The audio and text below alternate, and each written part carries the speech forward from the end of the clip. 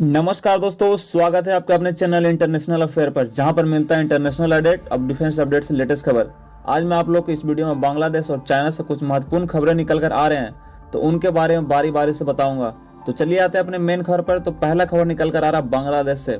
बंगाल की खाड़ी में भारत के साथ पिछले कई दशक से चले आ रहे समुद्री सीमा के सुलझाने के नाकाम रहने पर बांग्लादेश सरकार अब संयुक्त राष्ट्र पहुंच गई है।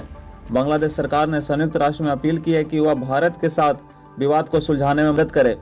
बताया जा रहा है कि संयुक्त राष्ट्र में बांग्लादेश का स्थायी मिशन ने सोमवार को भारत के खिलाफ संयुक्त राष्ट्र महासचिव के समक्ष 2 अपील दाखिल की है। बांग्लादेश के बंगाल की खाड़ी में भारत के सीधे आधार रेखा के दावे का विरोध किया है। तुर्की के न्यूज एजेंसी अनाडोलू ने सूत्रों के हवाले से यह जानकारी दी है कि एजेंसी ने बांग्लादेश के पूर्व विदेश सचिव शाहदुल हक ने हवाले से कहा, दोनों पड़ोसी देश के बीच यह मुद्दा पिछले कई साल से लटका हुआ है। अब तक कई बार की बातचीत के बाद भी दोनों ही पक्ष इस सीमा विवाद का हल करने में नाकाम रहे हैं। वहीं हक ने कहा कि अब दोनों ही पक्ष संयुक्त राष्ट्र गए हैं और हम आशा करते हैं कि दुनिया का सबसे बड़ा प्लेटफॉर्म एक अस्थायी हल मुहैया कराएगा। हालांकि उन्होंने कहा कि बांग्लादेश ने संयुक्त राष्ट्र के समक्ष अपनी याचिका को दाखिल करने अपनी भूमिका को पूरा कर लिया है और अब यूएन में मध्यस्थता की प्रक्रिया का सामना करना होगा। इससे पहले भारत सरकार ने अप्रैल में संयुक्त राष्ट्र में एक पत्र भेजकर बांग्लादेश की आधार रेखा का विरोध किया था। तो चलिए आते हैं अपनी दूसरी खबर पर। तो दूसरी खबर निकल कर आ रही है उत्तर कोरिया से, जहां नॉर्थ कोरिया की नापाक जोड़ी से निपटने के लिए ऑस्ट्रेलिया और अमेरिका के बीच परमाणु पनडुब्बी डील होने से सनकी तानाशाह किम जोंग उन भी भड़क गया है। उत्तर कोरिया ने ऑस्ट्रेलिया को परमाणु ऊर्जा से चलने वाली पनडुब्बी मुहैया कराने के अमेरिका के फैसले की आलोचना की है।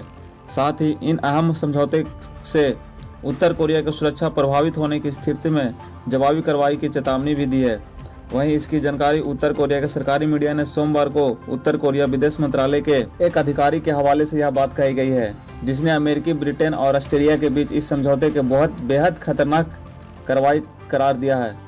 कोरियाई प्रायद्वीप में परमाणु हथियारों का जखीरा जमा करने वाले उत्तर कोरिया के अधिकारी ने कहा कि यह समझौता एशिया प्रांत में सुरक्षा संतुलन को बिगाड़ देगा, हथियारों की पाने की होड़ की बढ़ावा देगा। तो चलिए आते हैं अपनी तीसरी खबर पर। तो तीसरी खबर निकल कर आ रहा है चाइना से, जहां पर पूर्वी लद्दाख से गलवान घाटी में भारतीय जवानों पर धोखे से वार करने वाला चीन एक और फिर से भारत को धोखा देने की फिराक में है। चीनी ड्रैगन ने लद्दाख विवाद के बीच भारत से लगती वास्तविक नियंत्रण रेखा पर अक्साई चीन से लेकर अरुणाचल प्रदेश तक अपनी वायुसेना के लिए 10 नए एयरबेस बना लिए हैं।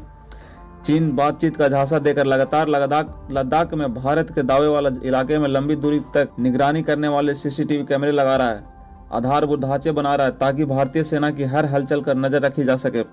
वहीं द टेलीग्राफ की न्यूज रिपोर्ट के मुताबिक इन एयरबेस के अलावा भारत से सटे अन्य पुराने हवाई और सैन्य ठिकानों को मजबूत किया जा रहा है। आपको बता दें कि ये 10 नए हवाई ठिकाने लद्दाख, उत्तराखंड और अरुणाचल प्रदेश से लगते इलाके में स्थित है। भारतीय सेना का अनुमान है कि चीन बातचीत का झांसा देकर भारतीय इलाके में अपने दावे को मजबूत करने की जुटा हुआ गया है। भारत के साथ बातचीत के नाम पर मिल रहे समय का इस्तेमाल चीनी सेना अपने लद्दाख के उन सैन्य ठिकानों को मजबूत करने में लगी हुई है जिन पर उसने अवैध कब्जा कर रखा है। और इसी बीच एक खबर निकल कर आ रही है कि लद्दाख से लेकर अरुणाचल प्रदेश तक नजरें गड़ाए चीनी ड्रैगन ने भारतीय सीमा पर बेहद कठिन परिस्थितियों में रात के समय हमले करने की तैयारी तेज कर दी है। चीनी सेना ने हिमालय से लगती सीमा पर रात यह जंग लड़ने का अभ्यास किया है और इनमें कई नए और अत्याधुनिक हथियारों का इस्तेमाल किया गया है। वहीं चीन का कहना है कि यह अभ्यास एक नए हथियार से अपने सैनिकों को परिचय करने के मकसद से किया गया है। आपको ये जानकारी कैसी लगी हमें कमेंट में जरूर बताएं, और यदि आप सपोर्ट करना चाहते हो तो हमारे चैनल को सब्सक्राइब कर सकते हैं। जय हिंद, जय भारत।